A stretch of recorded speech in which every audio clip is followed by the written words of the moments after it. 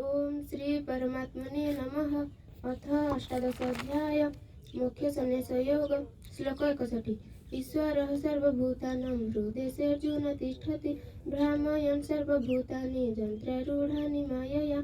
हे अर्जुन, परमेश्वर समस्त हृदय विद्यमान एवं से समस्त जीव को भ्रमण कराउछन्ति।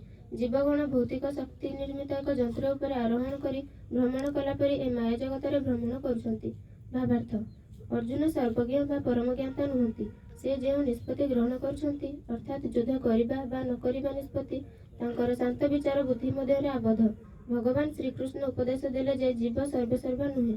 परम पुरुष भगवान किंबा से निजे स्वयं कृष्ण बा परमात्मा हृदय रही जीव मानक निर्देश देउछन्ति।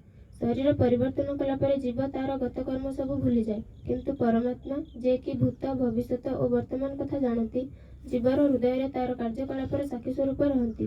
तेणु जीव मानकर समस्त कर्म यही परमात्मा द्वारा निर्दिष्ट हुए। धन्यवाद।